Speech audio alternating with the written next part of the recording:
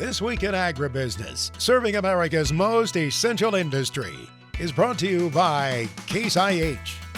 Coming up on this weekend's broadcast, the big outdoor shows for farmers are just ahead. The antique equipment will be on display, and then the biggest, the best, the latest and greatest.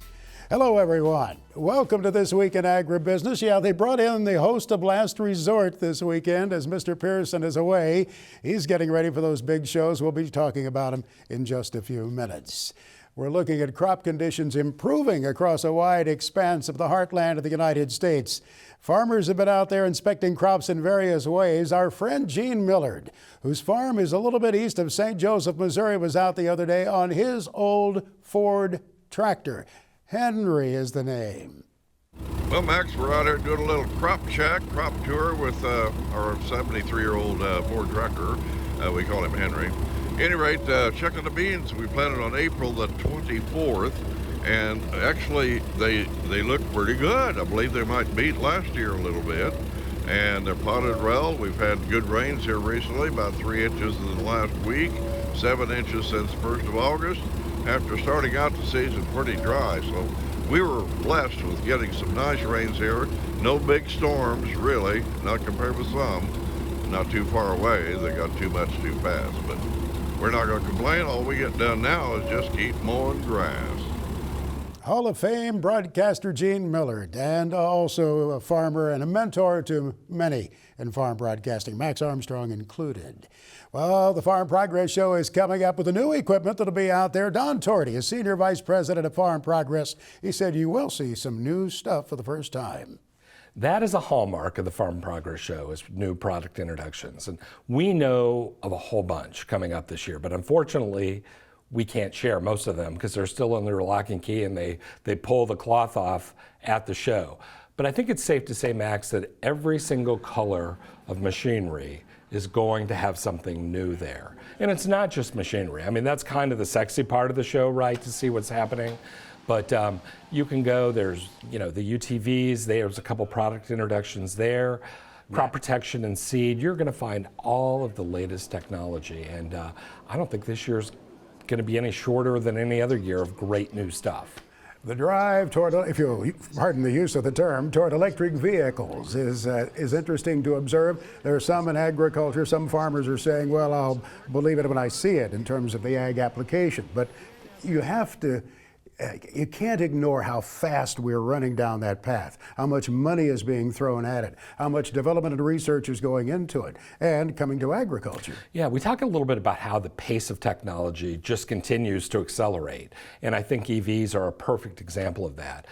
Two that we know of that we can talk about are both Monarch and Solectrac tractors. They both will be there, so there's some EV solutions.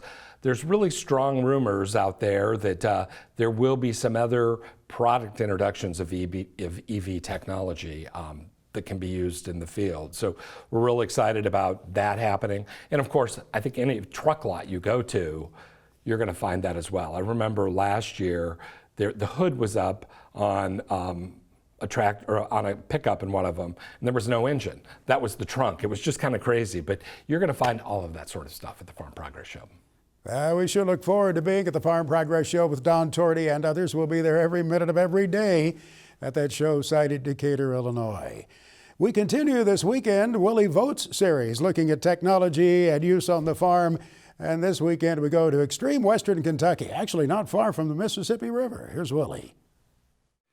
For this installment of Tech at Work, we traveled to Bardwell, Kentucky to meet with Pam Gill of M&G Farms, a user of Operations Center since it was introduced. She's found that the technology allows her to manage 15 full-time employees and keep track of a lot of moving parts in this complex operation with a lot less paper.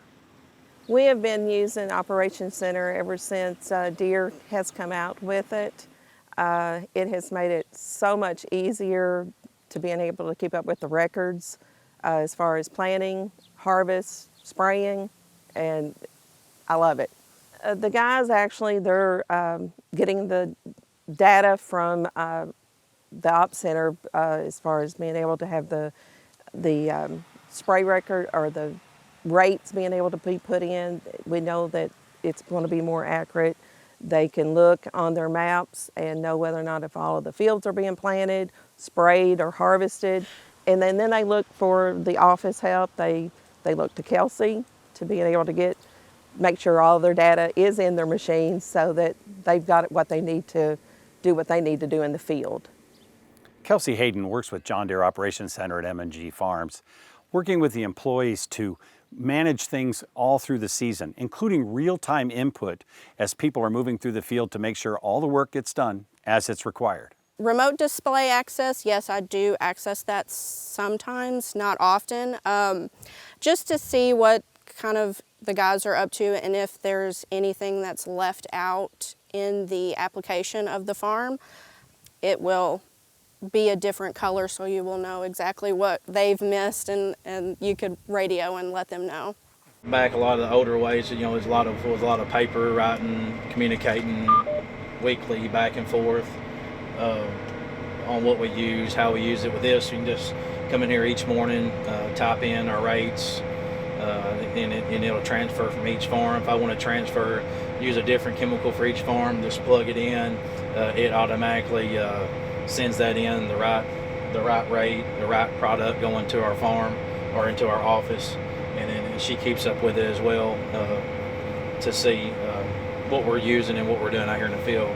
As you can see, we caught up with Pam Gill and M&G Farms during wheat harvest.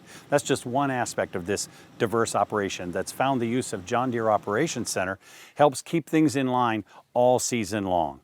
For This Week in Agribusiness, I'm Willie Vogt.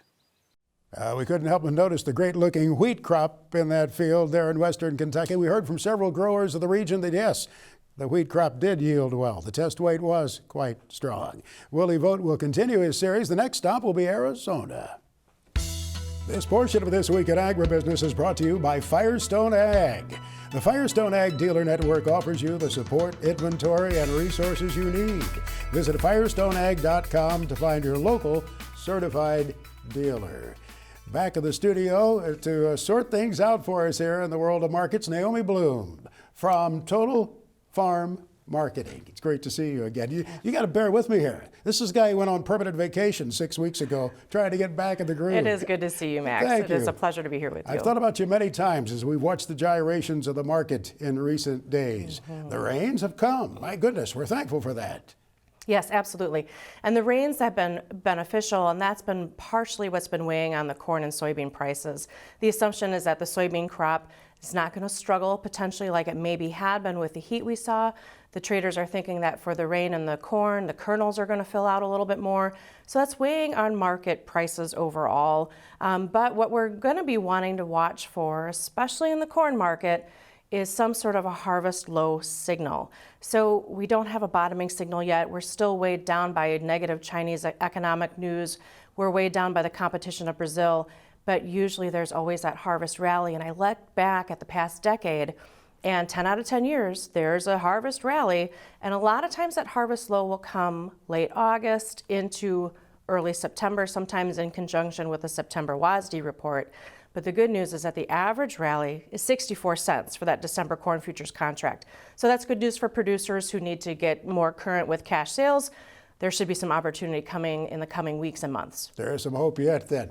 I'm thinking about what's coming up in the days ahead. We always see toward the end of August private crop reports buffeting the market back and forth. Then the official numbers come out from USDA in early September. So there can be some market impact from these reports. Yes, absolutely. So the trade will probably next week look at the daily numbers from the crop tour. It might make for some daily market gyrations and day trader action, but ultimately the gospel number is what the USDA says in September. So that's when the USDA will have boots in the ground and people in the field really looking at what the crop size is, and that'll determine really what prices will be doing heading into October and November as we finish out then fourth quarter. I can't help but think how in most growing seasons we're seeing declining conditions in the corn and bean crops in the month of August. This is counter to that this year. We saw an improvement in the USDA crop numbers this past week. We did, a big jump. Corn about 2 percentage points, beans about 5 percentage points. The biggest jump was in Illinois for the soybeans. It was up 12 percentage points in the good to excellent category. So the rain, the cooler temperatures really helped. People are pointing to, hey, but there's hot weather coming. But it's also, some people are saying it's going to finish the crop and it might be just beneficial.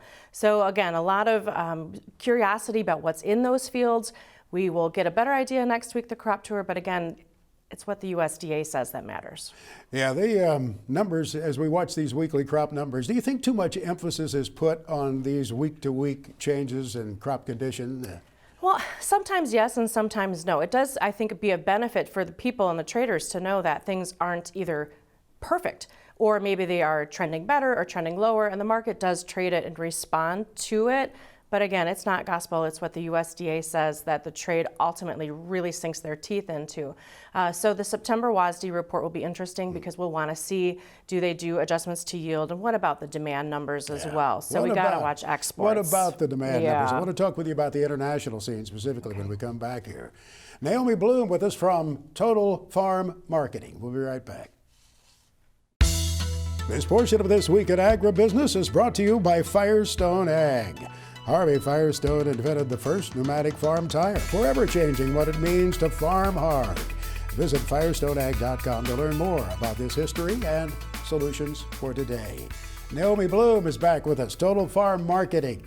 I can't stop thinking about Brazil, that behemoth in the southern hemisphere, their crop production, their safrinha crop growing by leaps and bounds, their soybean production hanging over the market, pork production.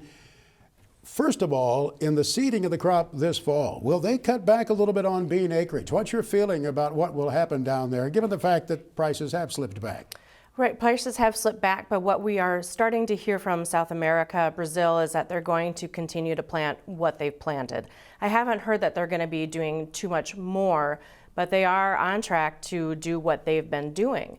The other part about South America, their export business is just on fire. Between Brazil and if Argentina next winter has no weather issues, they're going to be back in the game for soybean meal and soybean oil exports. So that is the biggest thing that could be hanging over U.S. producers heading into winter, is watching those South American markets. Brazil, of course, the biggest competitor. They export obviously more soybeans than us. Now they're starting to export more corn than us. And they've really gotten into the hog market as well. The Brazil hog exports were up 9% last month.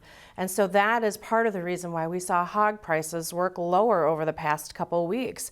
So the competition is there. The value of the US dollar continues to start to inch up again. So it's really hurting our export markets for all of agriculture, something definitely to be continued to be monitored. It makes it very difficult, does it not, to have any meaningful move in our corn and soybean prices. If there is a lid, barring some dramatic calamitous event, there's a massive lid over this market for U.S. producers. For U.S. producers, yes. For the agricultural sector, for the grains, for the livestock, because of that competition, it would, to your point, take a dramatic supply scare of some matter, or we'd have to see the export market suddenly pick up. And that would be only if the dollar dropped potentially.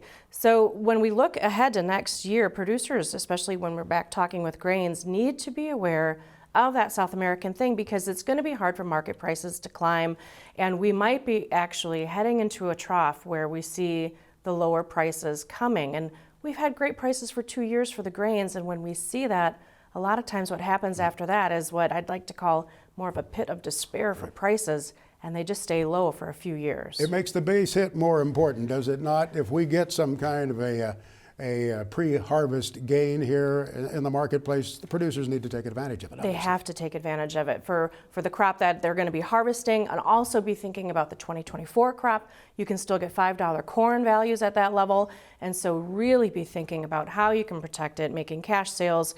Because think of it, the input prices eventually will start to work lower if the grain prices work lower. So have the confidence to forward contract, because $5 corn for 2024 might be some of the best prices that you're going to be able to get.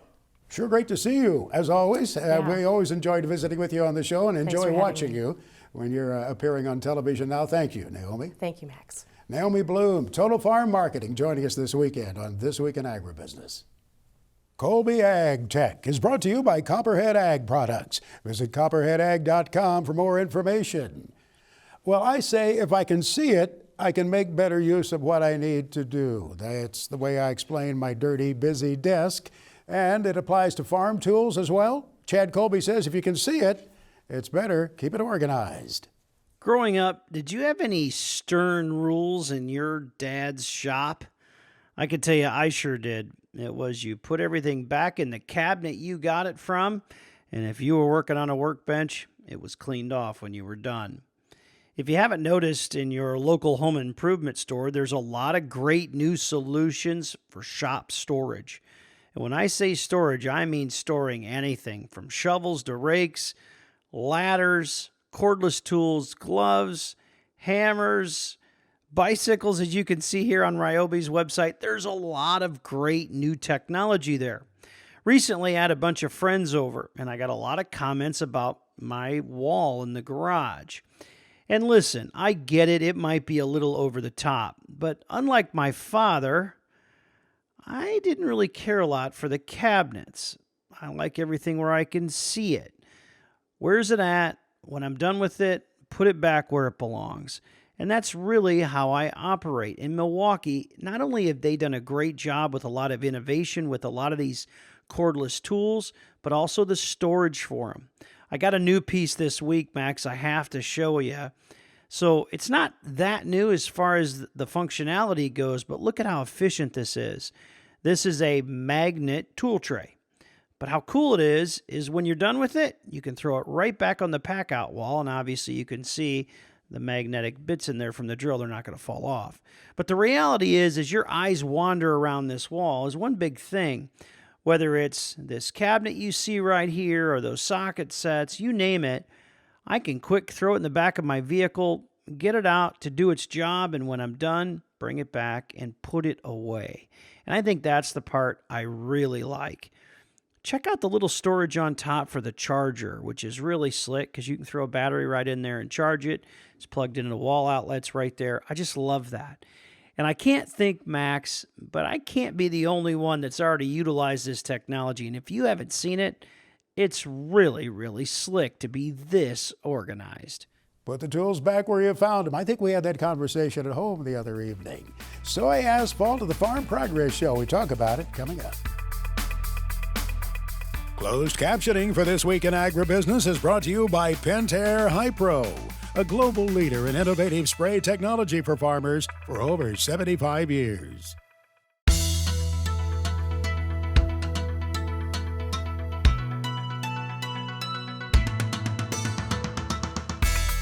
Welcome back to This Week in Agribusiness. It's essential to get that crop in the field off to a good start. In order to do that, you've got to have the right fertilization program. We're going to talk about advanced crop nutrition. Joining us next is Kurt Wolfuk. He's the Senior Manager of Crop Nutrition Technologies with the Mosaic Companies. Kurt, thanks for joining us this week. Thanks for having us, Mike. Let's talk about advanced crop nutrition. Kurt, what is that? You bet, Mike. Before we even get into the advanced part, I like to dissect the word just a little bit and think about just crop nutrition. You know, I think for many of us, we realized back in November of 22 of last year, we hit 8 billion people in the world.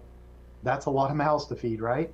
And it's also important to note that up to 60% of that yield that we get as a producer depends on crop nutrition.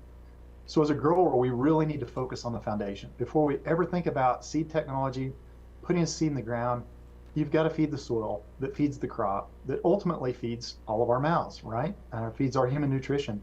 And Kurt, moving it to that next level, of course, requires new technology. Can you speak to the technology behind this advance a little bit? Yeah, Mosaic, we've always prided ourselves being a very science-based company. Our solutions are based on results. We've got trials all over the world. We do small plot replicated trials. If you've ever seen the little checkerboards with the flags along the highway, that's small plot replicated trials. But we also really pride ourselves in working closely with retailers and growers to conduct on-farm trials so that they can trial new products and see firsthand what can advanced crop nutrition mean on their own farm. So again, looking beyond just nitrogen, phosphorus, and potassium, or maybe even the sulfur and the zinc. So we really bring this global scale of research and discovery for biologicals and basic crop nutrition, even though it seems like it's an older science of balanced crop nutrition. We've known there's 17 essential elements or nutrients needed for crop nutrition for many years. How do all these work together? How do they play together? What are the synergies? how can I really bolster what my NP and K and sulfur and zinc and boron do with a biological system and the way that I handle the living organisms in the soil to maximize production on my farm. Kurt, Mosaic recently announced Mosaic Biosciences. Can you tell us a little bit about what that initiative? You bet. The Mosaic company, announced the formation of the Mosaic Biosciences group as we continue to look at the latest science and innovation in the ag market. And the best way to do that is start looking at the living organisms in the soil and looking at sciences, biosciences, living sciences. How can we take a deep dive into the living organisms in the soil and the plant and figure out the combination of the synergies, again, to maximize yields. Kurt, there's a lot coming from the Mosaic company. Looking ahead, where can our audience go to learn more? A grower can go on to cropnutrition.com, and we have tons of information. It's a pretty easy URL to remember. That's cropnutrition.com. That's Kurt Woolfolk, Senior Manager, Crop Nutrition Technologies with the Mosaic Company. Mike, it's a special event that'll be taking place at this year's Farm Progress Show. We want you to know about it. It'll be on Wednesday, the middle day of the show. That'll be the 30th of August. The folks at AGI will be presenting there about the series Live to Farm. Aggie Schaefer, the PR director with AGI, joins us, and a guy who needs no introduction, Kevin Kalb, the Southern Indiana producer there, one of the stars of Live to Farm. How are you two doing anyway? How's your summer going? Oh, it's been interesting. Summer's been going good, but the weather's been unpredictable. Not the best weather we've had this year over the last several years, but we're doing pretty good other than that. In that area of southwestern Indiana, I know you've had a lot of tough weather thrown at you there. Talk about the presentation, Aggie, that'll be taking place at the Farm Progress Show there on the ADM stage. Yeah, Max, I'm super excited, first of all, to be with this guy today. I mean, it's been a tough go for him with recent tornadoes in southern Indiana. But we're really excited about having Kevin Kalb and also Brooks Cardinal with us at the Farm Progress Show. And actually, Max, I'm representing both Ag Growth International and also our partners in sponsorship of Live to Farm, Valley View Agri-Systems, based out of Arkansas. And they're one of the dealers for AGI products, but also other grain solutions. And we are partnering to not only co-sponsor Live to Farm fall season that's coming out here in September, October, but we're also going to be hosting a conversation about what it's like to put on a reality show, and then why that's so important to today's consumers in reaching them about the farm family message. And so we will be talking from the main stage, AGI, Valley View, Agri-Systems, and then Kevin Kalb and Brooks Cardinal. And we're going to be hosting a really fun conversation, but hopefully informative conversation for growers about what Live to Farm is really trying to do to teach consumers about agriculture. So there's a lot to really talk about and visit about. So we look forward to seeing growers and farm families and anybody who's attended Farm Progress Show. Yeah, we love talking crops. Aggie Schaefer, Kevin Kalb, thank you so much for joining us here on our broadcast this weekend. We'll see you in Decatur, Illinois. There's more coming up on this weekend's edition of This Week in Agribusiness. Stay with us here. This Week in Agribusiness, serving America's most essential industry, is brought to you by Case IH. Welcome back to This Week in Agribusiness. The Farm Progress Show is always looking to improve their permanent sites in both Boone, Iowa and Decatur, Illinois. And ahead of this year's Farm Progress Show in Decatur, there's a big improvement at that site. Joining us now to talk about it is Ron Kindred. He's the chairman of the Illinois Soybean Association. Ron, thanks for joining us this week. Pleasure to be here. Let's talk about these improvements at the Farm Progress Show. Ron, what did Illinois soybean growers bring to the show site this year? Well, we've got a soy asphalt that's going to be on display in the varied industry tent. It's a pretty good section that has been laid there. And what it is it's made out of recycled asphalt with a soy-based polymer.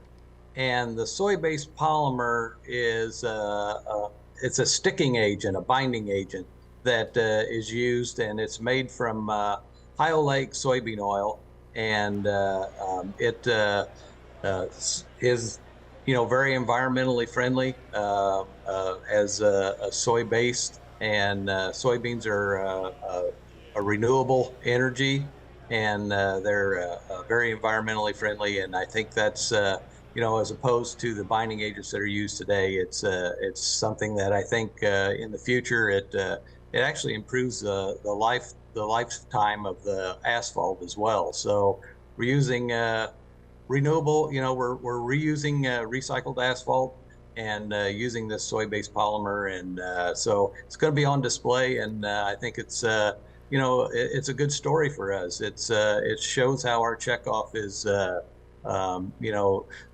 we look at, we're always looking for research and development of new products, and this is a new product that has come out of that investment in the soy checkoff. So I think that's a good story to tell.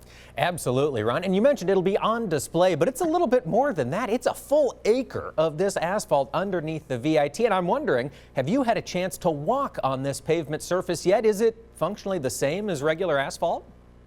I have not been over there yet to walk on it, so I'm very anxious to get over there and see it and walk on it. And the reports I've heard is that I think everybody will be pleasantly surprised at how good it looks and how durable it's going to be. How durable. That's what it all comes down to when you're comparing these long-term investments. Ron, this is a project of the checkoff, promoting those soybean uses to folks around the country. Why does it make sense to be at the Farm Progress Show? Well, it's Farm Progress Show's not, we are in a tent with corn growers and pork producers and beef, and we've got all the ag groups together in a tent, and it's a one-stop shop to learn what all of the organizations are doing, and all the checkoff investments that we are making to basically improve the profitability of soybeans now and in the future. That's a great point. This VIT tent flooring isn't the only project for the Illinois Soybean Association. Ron, if we've got viewers who are curious about the work that Illinois Soy is doing, where could they go for more information? Well, illsoy.org is a very good spot to go, and you can find anything you need information-wise from that site. But we've also got our first research plot is going to be at the Farm Progress Show this year that the agronomy team has put in. So I think that's going to be another place for farmers will want to go see, what we're doing as far as cover crops and that sort of thing, and the research that we're doing, so we can provide good information for farmers in the future. That's Ron Kindred, chairman of the Illinois Soybean Association. Greg Solier now brings us his farm weather forecast for the week ahead, presented by Pivot Bio Proven 40. Predictable, productive, weatherproof. Turn to a better nitrogen. Turn to Pivot Bio Proven 40. Learn more at pivotbio.com. I don't think I told him. I probably should clue Greg Solier in on this. I think there's a reference to you in the new Max Armstrong book. Oh. More stories from the heartland. Oh, I'm sure there's plenty having to do with weather. Well, I don't think there's anything actionable. You don't need to, don't need to call your attorney, but it's maxarmstrongbook.com if you want to check it. Oh, and there's an audio version. I may have deviated a little bit in the audio version about you. We'll see. Anyway, we'll make a great holiday gift-giving thing if you're into that already. Yeah, there you go. Well, let's talk about the West Coast of the United States this week. Boy, I tell you, I can't remember, and I've been doing this a few decades, the last time something took dead aim at California off the tropical waters of the Pacific, and its influence here the next couple of weeks over roughly the western third of the country, kind of either side of the divide and west to the Pacific coast. You know, the Pacific Northwest, worsening drought conditions out there this late spring and summertime season, and the northern extent of the hot ridge for now early in the week is positioned like this with kind of a west to east upper upper air flow. Still see these ridge riding thunderstorms on the crest of the ridge on the hot weather side of things from the Black Hills on southward. So it's pretty much as we've seen here early in the week into the Pacific Northwest, and again with worsening dryness and drought. Now, as the week wears on, quite unusual. You see this in wintertime, but we get these jet stream winds ahead of a strong, almost tropical, subtropical trough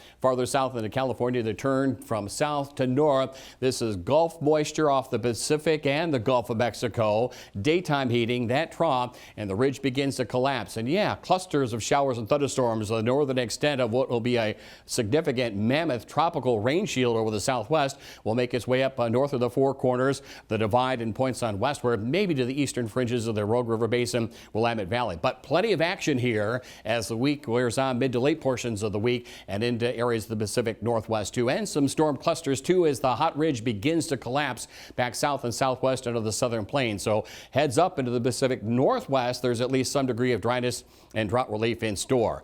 Looky here, this is the remnant or perhaps some semblance of a form of a Hillary off the tropical waters of the Pacific over the cold waters of the California current, runs down across the Gulf of Alaska along the Pacific coast, and it's a northward movement, if not a direct hit into Southern California. So you know the story here, flooding, probably a foot of rain, and wind issues as well, to say the least, and severe weather will curl its way from Arizona and across areas of the Great Basin. And here is the hot ridge, by the way, parked across Kansas, Oklahoma, and Texas. More triple-digit readings max expected there. But this is going to be historic in nature for California and points on northward. Generally not east of Arizona, though. You don't have much in western New Mexico, for example. Yeah, maybe just a couple of showers and thunderstorms. It's Arizona, Utah, and points along and west of there, I think, here for the foreseeable future. So into the northern sections of the country we go. And here's the hot ridge. And if it were mid-July, easily 105-degree heat would be felt into parts of the central Corn Belt areas of Illinois and Indiana and points on westward. But it's not, thank goodness. Here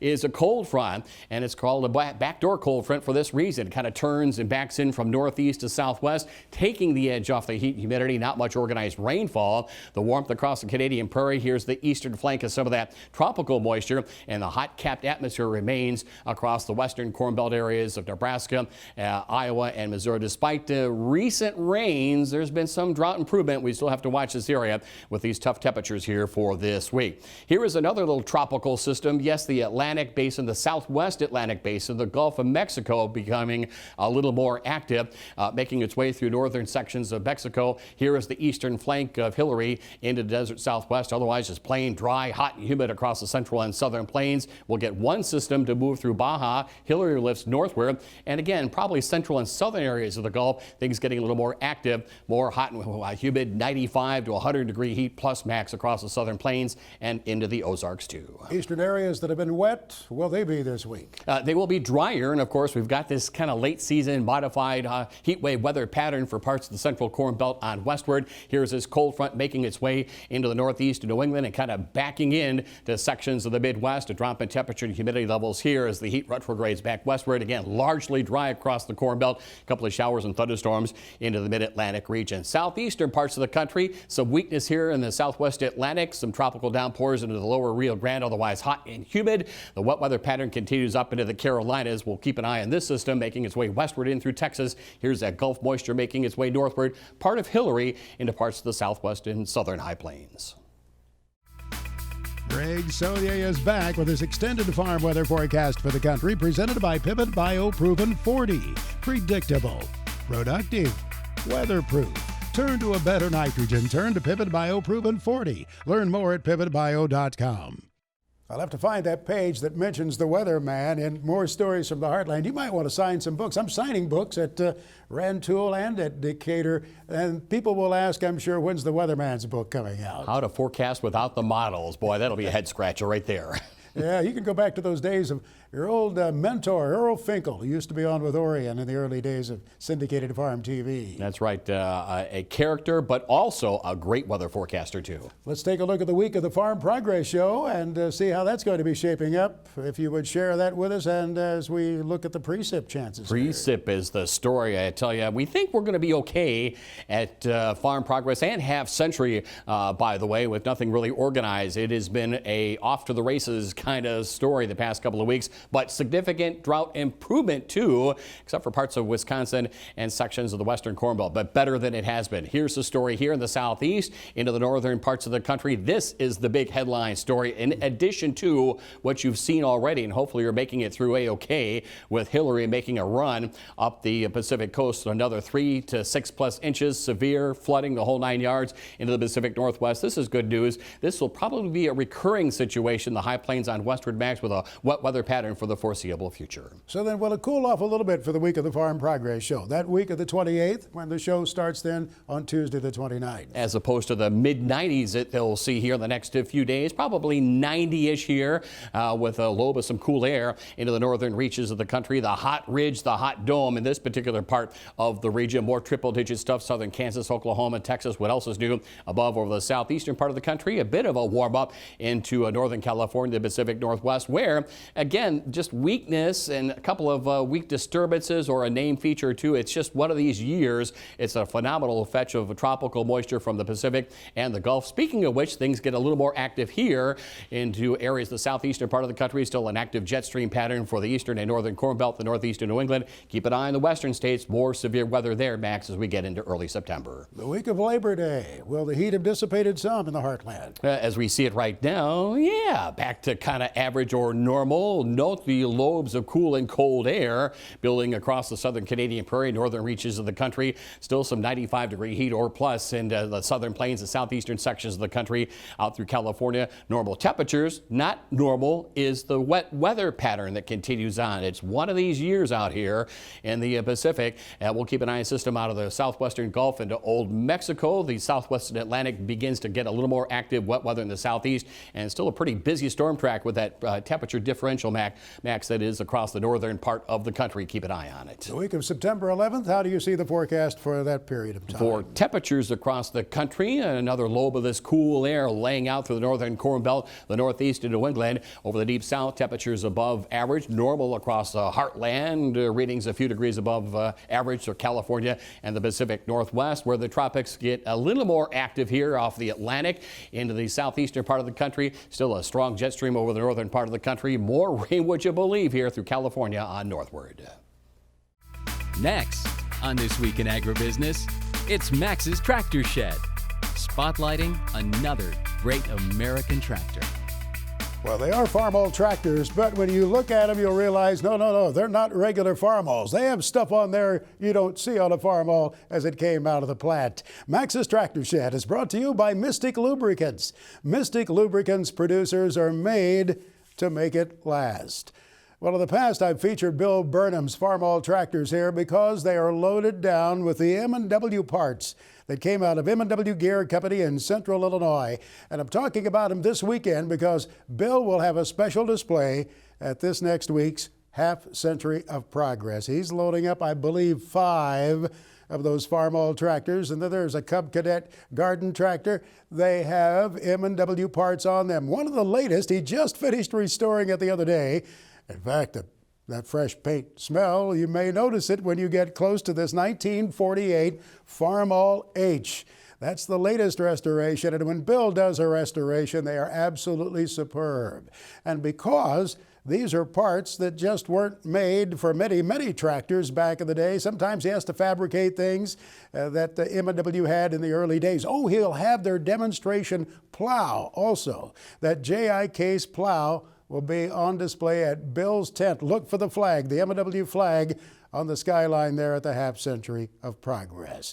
Big Iron will be well represented too. Let's see what's selling at Big Iron Auctions. Here's Mark Stock. Max, we've got a big week of auctions next week. Plus, we're looking forward to seeing everybody at the Half Century of Progress show. We do have the big 2-day sale in Hamilton, Illinois on Monday, August 21st. 28 combines will be selling, plus late model draper heads and corn heads. Day 2, more unbelievable equipment sales in Hamilton, Illinois. And on Tuesday, August 22nd, the David Johnson retirement sale in Marathon, Iowa will be selling 73 items. A 2002 John Deere 9 9550 combine, a John Deere 4650 mechanical front tractor. Also on Tuesday, August the 22nd, the John V. Burt Inc. retirement sale featuring 395 items max. The equipment located in Pilot Mound, Iowa. Selling a 2010 John Deere 9530T track tractor, a 2018 Case IH 8240 combine. And then on August the 24th, folks, Midwest Machinery Company, with their locations in Minnesota, will sell late model John Deere equipment. They have several John Deere 8R310 mechanical front tractors, several late model John Deere combines, S780 and 790 machines, all selling in Minnesota for Midwest Equipment on Thursday, August the 24th. And we'll be in Rantoul, Illinois for the Half Century of Progress show. Looking forward to seeing people in the Big Iron Sullivan Auctioneers booth. Our FFA tribute brought to you by Pioneer, developing new generations of seed innovations for new generations of farmers. Pioneer. What's next happens here. We go to Washington State, where Andrew Schulz is the state president, Washington FFA. Andrew, it's great to have you with us. You live in the eastern part of the state, I noticed. Yeah, I live on the eastern part of the state, and currently I'm on the west side, about to attend some fairs. So I would just like to thank you so much for this opportunity. Your community is Reardon, is that right? I live in a small farm town in Reardon, Washington, right outside of Spokane, Washington, which is not so small. But yeah, I've had a great time growing up there in a great agriculture community. Originally coming from California, it has been a real change of pace, and I have found myself there, and it's been amazing.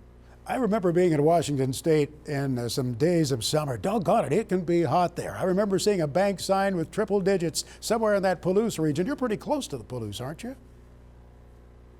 An hour and a half, 2 hours from the Palouse area, and I love to go down for football games and this, that, and the other down in Pullman, so it's amazing. Are you really enjoying your experience of FFA? Tell us about it. What's been going on, and how has it helped mold you? Yeah, over the past few months since I've been elected, we got the opportunity to go to Washington, D.C. with the State Officer Summit.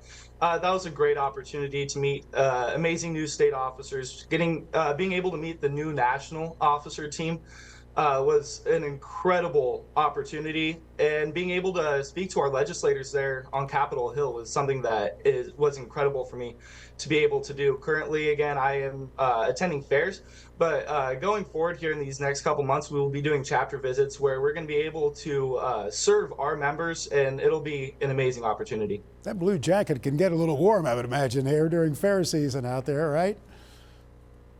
Absolutely, and especially in Washington, D.C., where it's so humid, we were all sweating in our corduroy jackets. I can imagine, but that helps tell the story and open up the opportunity to talk about FFA, I'm sure. Good luck to you, sir, as you continue to serve there, the Washington State FFA, Andrew.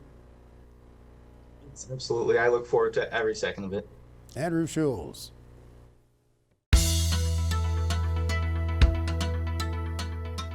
You've heard us talk about it for months, that Half Century of Progress show. You know, it only happens every other year.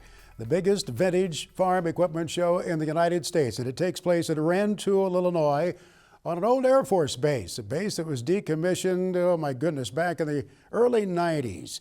But it's had a great life, hosting this show since 2005, the Half Century of Progress. Yes, I'll be there every minute of every day of that show. It starts on Thursday, the 24th, and it runs through Sunday, the 27th. Now, there are so many questions that we get in advance, and I thought I would answer a few of those frequently asked questions about the Half Century of Progress show. First of all, the hours. What hours are the gates open? Well, we open at 7 o'clock in the morning, and then the gates will close after the tractor pulls. What's it cost to get in? Well, for adults, it's $20 a day, or you can get a $40 four-day pass. And children under 12 and under, I should say, do get in free. Golf carts and ATVs, can I bring my own? Yeah, you might want to. Now, there is a $40 tag fee. It's good for all days of the show. Drivers have to be over the age of 16 or older. All vehicles on the grounds. That includes the farm tractors out there, too. Can I rent a golf cart? Well, We're a little bit past that point, actually, for the most part, because most of the rentals have already been reserved. Vehicle registrations, can I bring a motorcycle, a moped, or a bicycle? No, those vehicles are not allowed. People have asked me about bringing Fido along to the show. I don't recommend it, to be honest with you. I love my dogs. We love them dearly. But the reality is, this is probably not the best place in the world for your pet. It'll be hot out there. There's a lot of noise. There's a lot of activity. Of course, if it's a service dog and you need the service dog with you, absolutely. Bring your pet along. But otherwise, it's probably best for you and for Fido just to leave the dog home. HalfCenturyOfProgress.com, the site for more information there. Now, there's a special tractor ride that'll be taking place, Farmall tractors only involved, on that day between the Half Century of Progress and the Farm Progress Show. We'll be riding those tractors from Farmers City, Illinois, the Case IH dealership, right into the Farm Progress Show site. That'll be on the day between the shows. That'll be on the 28th of August. And then the Farm Progress Show starts 8 o'clock in the morning, August 29th, for its 3-day run. We'll have much more information on that when Mike Pearson is back here at the desk next week. We thank you so much for joining us on This Week in Agribusiness over all of these years. We've appreciated being in your home. We'll look forward to doing it again. Have a great week. So long. This Week in Agribusiness is brought to you by Case IH.